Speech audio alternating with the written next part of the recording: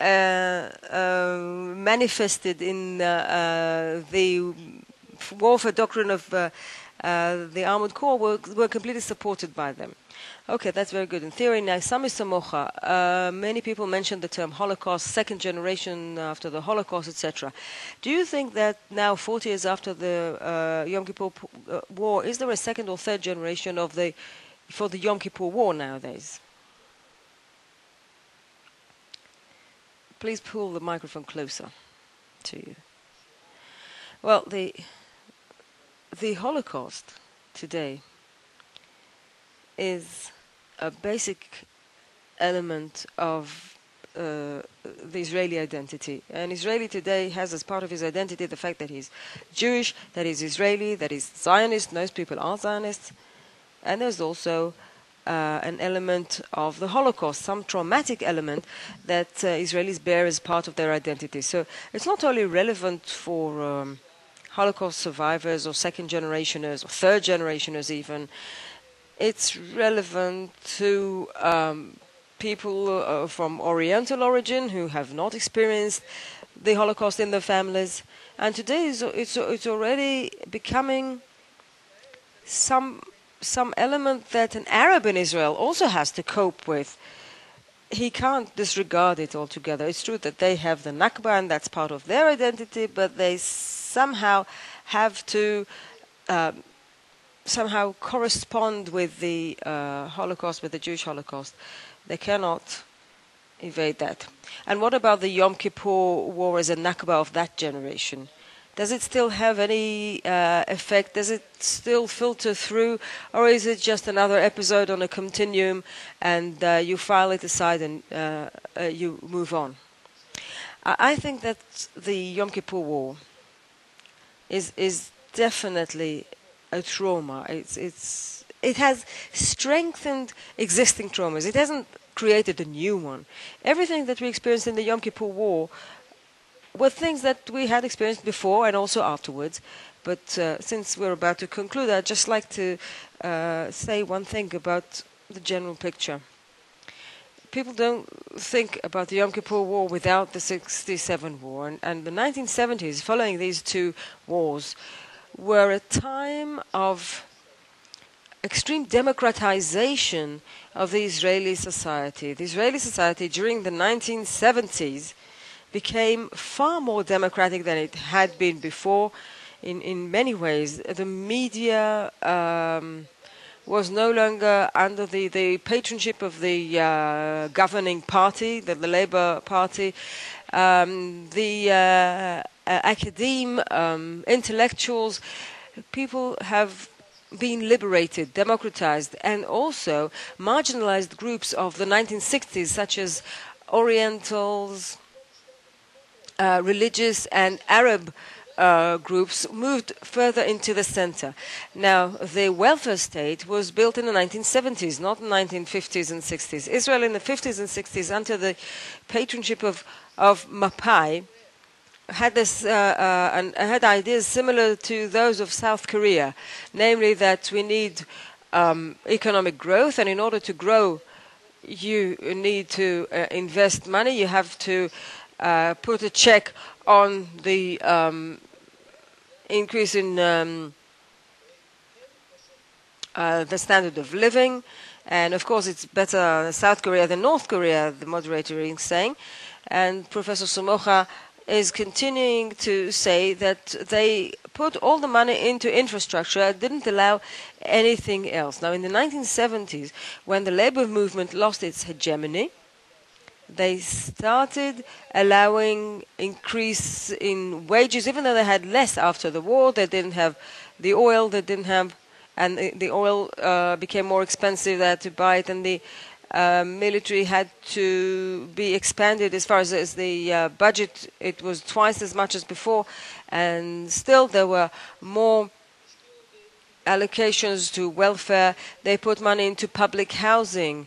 The Black Panther movement was talking about people who didn't have accommodations, and within 5 years they just did what was necessary to eliminate that. So they tried to be better towards the nation after the nation has suffered so much. And also there was a process of capitalization, the build-up of Israeli capitalism, which became more and more harsh, and inequality has risen. But of course, it was a tragedy. However, just like any other major event, some results are positive as well, if you happen to survive it, that is.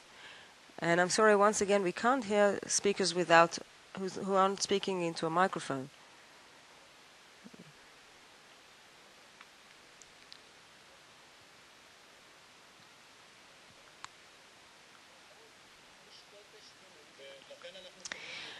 And that's why we want Aaron Yadlin back in the Ministry of Education. Aaron Yadlin said that in his time there was a long school day with meals served in schools. And that was ruined afterwards. Professor Dina Ben Yehuda, it's interesting to hear about the transition from your generation of soldiers and young officers to mothers who suddenly have daughters who want to be combat soldiers and perhaps even become career officers. How did you relate to that after your experience? Well, I think that all became what she is thanks to her own merits. She went into the army, she went into the Caracal unit, she was an outstanding soldier, and she wanted to be sent to the women's officers course, but she wanted a battalion in the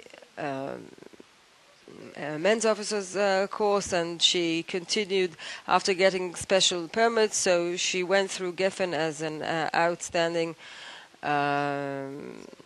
soldier in her team, and then she continued to be deputy platoon commander and decided to leave. Deputy company commander, and then she decided to go to university, but then they called her back, so she went back, and I'm very proud of her. I think that this is a wonderful thing that happened. I think that she is really fulfilling herself. Of course, as a good Jewish mother, I would rather see her back at university, preferably studying medicine. But if she chooses differently, then I'll accept that. But what has she heard from you about the war? What did she get from home? Well, I think this is a very complicated problem. The issue of having women as fighting soldiers, combat soldiers. And I'm now speaking as a mother.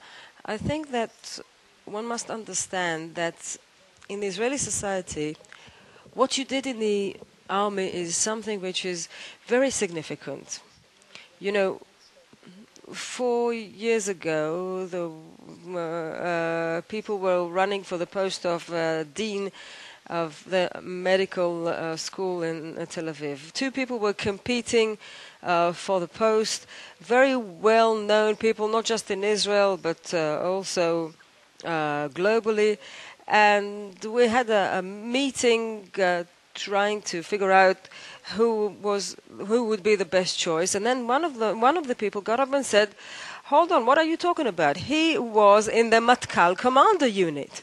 Now, those are 60-year-olds, okay? They were in that commando unit so many years ago, and that was still one of the points that were brought up and were one of the merits by which they were being judged. So I think that in such a society where there is so much emphasis on what you did in the army, then it's natural for women to come up and say, we also want to take part in that. And it's a question, it's a big question. How long are we, or how far are we allowed to go through with it?